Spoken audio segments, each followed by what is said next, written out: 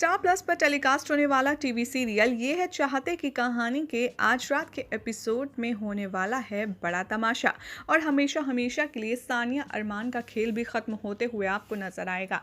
आज रात के एपिसोड की शुरुआत होती है रुद्राक्ष के साथ, जो कि मिश्का से कहता है सानिया आप कहाँ हैं।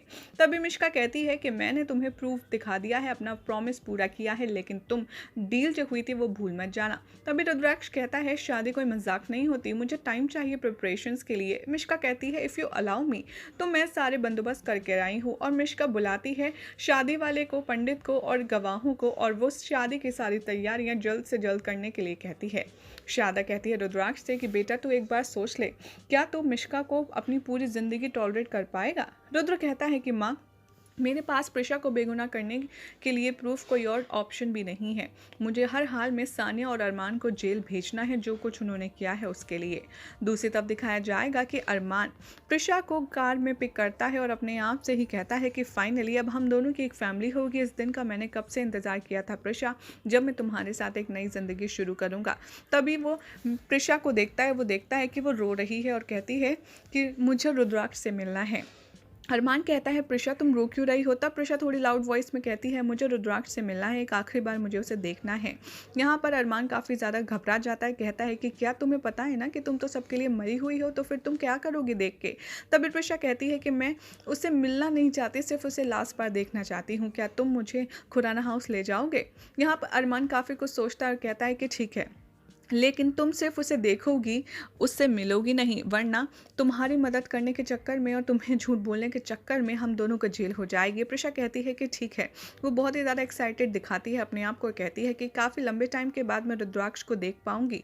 और वो जैसे ही अंदर पहुंचती है वो देखती है कि रुद्राक्ष मिश्का के साथ शादी कर रहा होता है। और ये देखकर अरमान बहुत ज़्यादा खुश होता है और कहता है कि चलो अच्छा हुआ, कम से कम प्रिशा अब दोबारा रुद्र के पास आने की कोशिश भी नहीं करेगी। यहाँ पर प्रिशा अपने आप से कहती है कि रुद्राक्ष तुम मुझसे इतनी इजीली और इतनी जल्दी भूल गए, तुमने मूव ऑन भी कर लिया मिश्का के साथ। अरमान कहता है कि हाँ, मुझे भी विश्वास नहीं हो रहा कि रुद्राक्ष इतनी जल्दी तुम्हें भूल गया और वो अपनी नई जिंदगी भी शुरू कर चुका है। रुद्राक्ष अब मिश्का से शादी कर चुका है। तभी वहाँ पर जो लॉयर होता है वो कहता है कि लीजिए आप साइन कीजिए, और अब आपकी शादी लीगली रजिस्टर्ड हो गई है। अब प्रिशा वहाँ से रोते हुए चली जाती है और अरमान भी उसे पीछे पीछे फॉलो करता है। यहाँ पर रुद्राक्ष मिश्का से कहता है कि लो, अब तुम्हारी विश पूरी हो गई, अब तुम मुझे सुनील और सानिया का पता लगाओ। तभी मिश्का कहती है कि अच्छा ठीक है, एटलीस्ट मुझे ड्रेस तो चेंज करने दो। लेकिन रुद्राक्ष का हाथ पकड़ कर खींचता है और कहता है मैंने शादी इसीलिए की है, बिल्कुल भी टाइम वेस्ट नहीं। तभी उसे मिश्का से कहना पड़ता है कि तुम जल्द से जल्द सानिया की लोकेशन को ट्रैक करो। सानिया यहाँ पर सोचती है कि सुनील आखिर कहाँ गया, कहीं वो घर तो नहीं चला गया, या अरमान ने उसे बुला लिया हो। लेकिन ये क्या तरीका है, उसे मुझे बताकर तो जाना चाहिए, आने दो, मैं उसे बताऊंगी। तभी बेल बजती है, सानिया को लगता है कि सुनील वापस आ गया है। वो जैसे ही दरवाज़ा खोलती है वो देखकर शॉक हो जाती है, क्योंकि सामने रुद्राक्ष खुराना खड़ा होता है। जैसे ही रुद्राक्ष मिश्का को देखता है वो सानिया पर अटैक करते हैं दोनों मिलकर, और उसका गला पकड़ लेते हैं और कहते हैं कि बताओ तुमने ऐसा क्यों किया, तुम इतनी गिरी हुई हरकत कैसे कर सकती हो, तुम्हें शर्म नहीं आई, वगैरह वगैरह। यहाँ पर सानिया कहती है कि सुनो, मैं सिर्फ अरमान का मोहरा हूँ, सब कुछ अरमान ने किया है, मैंने कुछ नहीं किया, मेरी कोई गलती नहीं है। यहाँ पर रुद्राक्ष गुस्से में उसका गला दबाता है और कहता है कि प्रिशा तुम्हारी वजह से जिंदा नहीं है, तुम्हारी वजह से वो जेल में गई, तुम यहाँ मजे से जिंदा बैठी हो, मैं तुम्हें जिंदा नहीं छोड़ूंगा। जैसे ही रुद्राक्ष सानिया का गला दबा ही रहा होता है, तभी वहाँ पुलिस इंस्पेक्टर चौटाला आ जाती है और कहती हैं कि बस बहुत हुआ, रुद्राक्ष तुम कानून हाथ में न लो, मैं ये देखती हूँ। और प्रिशा मरी है सिर्फ तुम्हारी वजह से, तुम्हें शर्म नहीं आती, कैसी औरत हो।